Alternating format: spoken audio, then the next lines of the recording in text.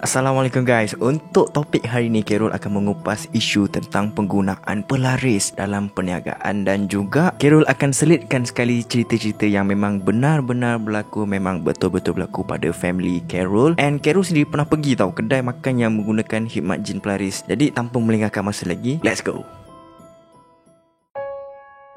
Bila kita pergi gerai makan, warung ataupun restoran yang mempunyai ramai pelanggan, mesti kita nak tahu apa yang membuatkan kedai ni ramai orang nak datang. Adakah makanannya sedap ataupun murah ataupun mempunyai servis yang laju. Tapi kadang-kadang kita ada juga terfikir yang kemungkinan pemilik kedai ada menggunakan pelaris. Masyarakat Melayu daripada zaman dulu kala lagi memang tidak asing dengan penggunaan ilmu hitam dalam kehidupan seharian guys. Antaranya adalah santau, susuk, membela saka, membela toyol, sampailah kepada penggunaan pelaris. Apakah yang dimaksudkan dengan pelaris? Berdasarkan daripada Ustaz Azhar Idrus, terdapat dua jenis pelaris. Yang pertama, pelaris yang sah di sisi agama, dan yang kedua, pelaris yang haram. Pelaris yang sah di sisi agama adalah dengan mencantikkan kedai, memperbaiki masakan, menghantar pekerja pergi kursus, berdoa semoga dimurahkan rezeki kepada Allah dan sebagainya. Manakala pelaris yang tidak baik pula adalah penggunaan wafak ataupun penggunaan jin, yang sama sekali kita boleh lihat ianya adalah satu perbuatan yang khurafat dan dilaknati Allah. Alright guys, selain daripada penggunaan perkataan pelaris tu, ada sesetengah orang panggil zat pelaris, kadam jin. Carol rasa korang semua tahu apa maksud kadam tu, tapi yang mana tak tahu kadam tu apa. Kadam tu maksudnya pembantu ataupun orang suruhan. Yang pertama adalah jin peludah. Kenapa nama dia jin peludah? Okey, jin peludah ni dikatakan tugas dia adalah untuk meludah makanan sebelum makanan tu sampai dekat kita. Maksudnya masa kita sampai dekat kedai, kita pun orderlah nasi goreng kampung lebih. Tak nak kalah tu, kampung lebih guys. And then lepas makanan tu dah siap, dikatakan jin tu akan meludah dekat makanan kita tu untuk bagi rasa dia bertambah sedap. Sama ada dia ludah dekat dapur ataupun jin tu ludah time makanan tu sampai dekat kita. Masa dekat depan kita tu, dekat atas meja tu. That's why kalau korang ada perasan, ada dulu ada satu gambar, rasanya dah berapa tahun yang lepas. Gambar ni dah lama dah. Masa Carol rasa masa Carol belajar dulu, tapi Carol cari dekat Google tak jumpa guys gambar tu. Masa tu viral jugalah gambar ni. Ada beberapa orang pelajar universiti pergi makan dekat sebuah kedai, and then time tu kawan dia memang saja-saja je snap gambar sana sini. And then lepas diorang makan semua, diorang check balik phone diorang, barulah diorang perasan ada satu gambar yang sangat-sangat pelik guys. Gambar tu menunjukkan satu penampakan makhluk yang bertubuh merah satu badan, seakan-akan darah dia punya merah tu, kepala botak, tak ada rambut, and mata dia seakan-akan berwarna putih guys. Kedudukan makhluk tu masa tu memang betul-betul ada dekat sebelah salah seorang kawan diorang tu. And then ramai orang cakap itu adalah jin pelaris, tapi tak pasti sama ada itu jin peludah ataupun jin yang lain-lainnya lah.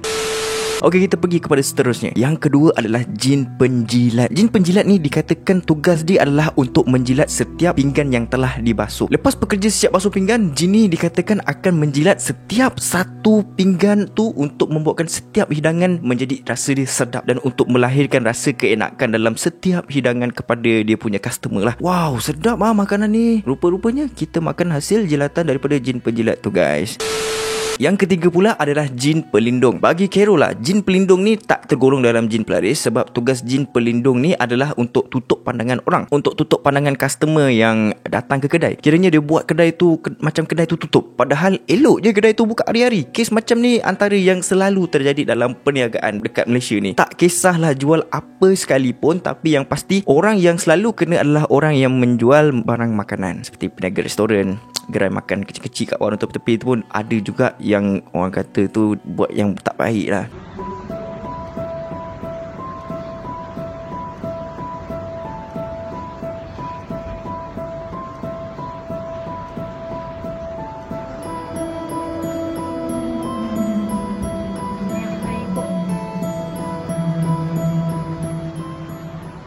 Sebenarnya guys, benda ni juga terjadi dekat ibu Carol sendiri, yang di mana pengalaman ibu Carol masa tu dia bekerja sebagai seorang tukang masak dekat sebuah kedai makan. Kedai makan yang ibu kerja tu, dia hanya ada satu je kedai dekat situ tau. Area tu besar, lepas tu dia punya kedai tu satu je. Bila dia punya kedai tu satu, korang dapat imagine tak, dia punya parking lot tu memang luas gila lah. Memang banyak kereta boleh masuk, boleh parking, no problem guys. Kedai ni buka daripada waktu pagi sampai petang, maknanya jual sarapan pada waktu pagi, dan pada waktu tengah hari pula diorang jual untuk makanan tengah hari lah, goreng-goreng. Orang memang ramai datang setiap hari guys, sebab dia kedai tu mempunyai customer tetap daripada dulu lagi. So nak dijadikan cerita, masa tu waktu pagi lah, makanan semua dah standby, tinggal tunggu orang nak datang je. And then adalah satu kereta kereta masuk nak parking. Kereta tu first customer lah cerita dia. Dia tak sampai berapa saat macam tu, dia reverse balik. Dia keluar daripada kawasan parking tu. Lepas tu second customer pula datang, pun sama juga. Dah masuk parking, lepas tu dia reverse balik, dia keluar balik. Benda ni jadi daripada pagi sampailah ke petang, continuously. Orang memang datang, dah parking dah pun, tapi dia reverse, dia keluar balik. Tak ada seorang pun keluar daripada kereta guys. And benda ni berlarutan sampai seminggu guys. Next weeknya barulah ada orang datang dekat kedai. Siap tanya guys, siap tanya, "Kak, apa salah lama sangat tak buka?" Dia marah mak aku. Kira rasa korang semua faham kan benda ni. And then dah jumpa ustaz semua, barulah tahu yang kedai tu kena tutup dengan jin berlindung guys. Orang dengki tau. Orang hati busuk guys. Nak cerita pasal orang dengki ni memang panjang guys. Sebab masa ibu Kero dah buka kedai sendiri pun, dia banyak kali sangat-sangat kena guys. Macam-macam dugaan yang ibu kena. Tapi ibu kuat, alhamdulillah, dia teruskan juga berniaga. Kalau Kero cerita memang tak habis lah. Dia yang ada paku dalam periuk nasi. Banyak banyak guys.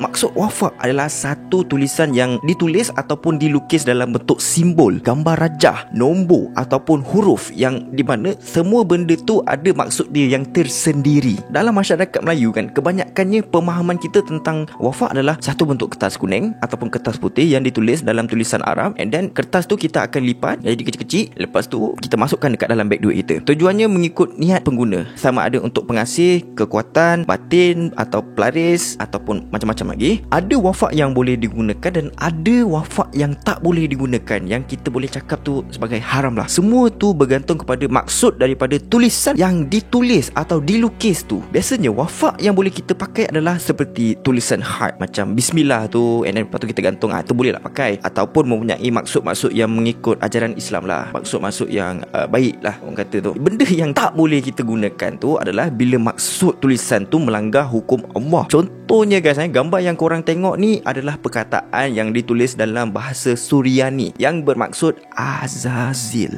Azazil korang sendiri tahu kan siapa? Nama iblis tu guys. Macam ni tak boleh lah. Ada lagi beberapa gambar wafak yang sangat-sangat pelik guys. Kero tunjuk dekat korang ni, korang jangan baca pula. Takut benda ni orang kata tu memuja, and benda tu datang dekat korang. Siapa nak tanggung nanti guys?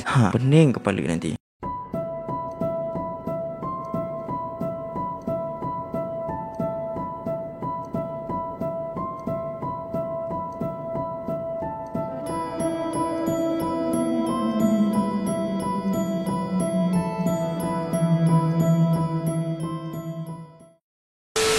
Okay, kalau cerita pasal wafak ni, dulu Kero pernah kerja dekat sebuah pelabuhan dekat Johor, and then time lunch je, memang Kero dengan member Kero lah akan makan dekat kedai lah. Nak balik rumah jauh 40 km gang. Jadi memang terpaksa makan je lah dekat kedai. Pasrah je lah duit. And ada satu kedai tu memang jadi antara kita orang punya tempat favourite nak makan waktu tengah hari. Setiap minggu tu memang boleh dikatakan 3 ataupun 4 kali kita orang akan datang situ untuk makan. Dah berapa bulan macam tu, pada satu hari mungkin Allah gerakkan mata Kero untuk pandang bahagian atas roller shutter kedai tu. Dekat bahagian atas shutter tu ada beam tau. Dekat atas beam tu Kero baru perasan ada satu frame bersaiz A6 yang mengandungi tulisan 3 segi, and dekat dalam tu ada tulisan Arab guys. Dia tulis tu kecil Galaxy kan kecil macam ni. Lepas tu 3 segi kecil, tulisan Arab tu. Bukan tu je guys, ada lagi satu keris kecil dengan sebunjut kain kuning yang dah diikat lah. Lepas tu atas dia tu diikat.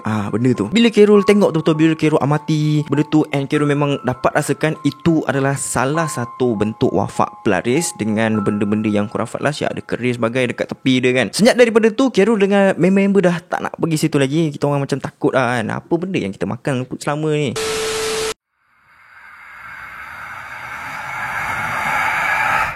Yang pertama ni Kero rasa korang semua dah tahu, bila kita makan dekat kedai kan, dia punya sedap dia betul lain macam tau. Bila kita bawa balik rumah, rasa tak sedap terus. Rasa dia jadi tak sama macam dekat kedai tadi tu kita makan.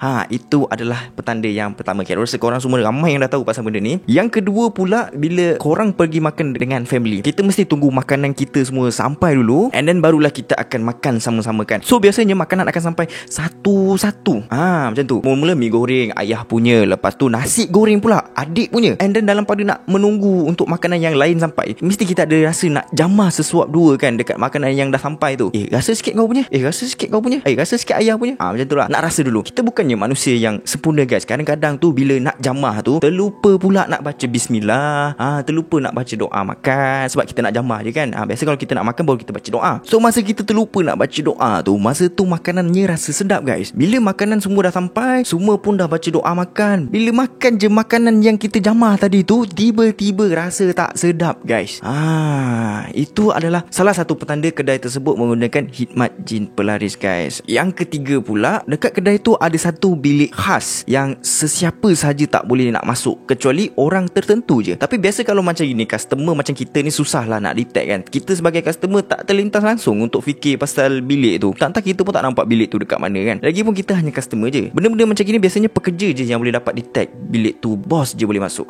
Orang lain tak boleh nak masuk. Sebab apa tak boleh masuk tau? Kemungkinan besar bilik tu adalah tempat jin tu duduk ataupun tempat pemujaan dilakukan dekat dalam tu guys. And ada beberapa sumber mengatakan jikalau ternampak tanduk kerbau yang tergantung dekat dinding, kemungkinan itu adalah rumah jin. Macam-macam lah benda-benda yang tergantung yang pelik-pelik kan. Kemungkinan itu adalah tempat jin tu duduk. Yang keempat adalah tempat basuh pinggan dia jauh sikit daripada orang ramai. Bunyi macam pelik kan. Sebab sekarang ni banyak je kedai-kedai tempat basuh pinggan dia jauh. Tapi yang ni macam make sense jugalah sebenarnya. Sebab kemungkinan sesi pemujaan dilakukan dulu dekat tempat basuh pinggan tu untuk jin penjilat guys. Sekejap, ada Ailio. Yang kelima, sangat mudah untuk korang. And macam situation yang Carol kena tadi tu, bila korang masuk kedai, korang cuba perhatikan setiap pelusuk kedai tu. Ada tak benda-benda yang mencurigakan? Sebagai contoh, kain-kain kuning, tangkal, keris, patung-patung. Kadang-kadang owner kedai akan letakkan benda tu dekat bawah kaunter ataupun digantungkan dekat dinding. Bila kita beratur nak bayar, kita akan nampak. Kita just masuk, tengok sekeliling, cuba je tengok, cuba je cari. Jadi guys, Carol ada dapat satu cara untuk kesan sama ada kedai tu pakai pelaris ataupun tidak lah Tapi Carol belum try lagi. And tak pasti sama ada jadi ke tak. Tapi sebab benda ni pun menggunakan ajaran Islam. Mengikut sumber, ada yang mengatakan kita boleh cuba untuk baca ayatul kursi sebanyak 3 kali dekat dalam kereta dulu. Masa dekat dalam kereta tu kita baca dulu. Dah habis baca baru kita keluar. Dah sampai depan kedai, kita boleh tiup dengan perlahan. Macam kali je lah. Kau jangan buat banyak kali pula. Kau jangan tiup macam bomo pula kan. Jangan macam tu. Okey, andai kata lepas korang tiup tu ada satu angin menerpa muka korang macam macam tu kan, dia macam laju kat muka korang, maknanya kadam tu ataupun jin tu marah dekat korang sebab korang baca ayatul kursi. So itu adalah salah satu cara lah untuk kita tahu sama ada kedai tu menggunakan pelaris ataupun tidak. Sebuah restoran mamak yang beroperasi hampir 18 tahun di Bandar Seri Alam di Pasir Gudang dikesan menggunakan lebih 30 tangkal dan azimat sebagai pelaris jualan. Kegiatan menyalahi akidah itu terbongkar hasil serbuan operasi bersepadu membabitkan pelbagai agensi penguatkuasa terhadap premis berkenaan bermula jam 2 petang. Lebih mengejutkan apabila semua azimat yang mengandungi ayat jawi yang tidak jelas maksudnya digantung dalam pelbagai bentuk termasuk bingkai gambar, bunjut, botol dan batu berikat dibawa masuk dari negara India dipasang di setiap penjuru kedai. Bahkan pemilik restoran beragama Islam itu tidak langsung memohon logo halal dari pihak berkuasa agama. Dan saya menemukan sebuah ini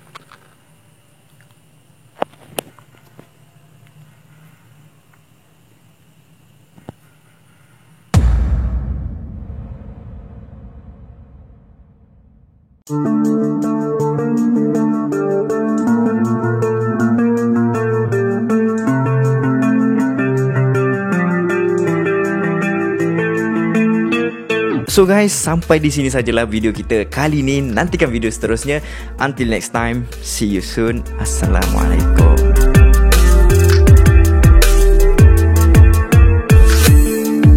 Bye bye bye. Bye bye bye.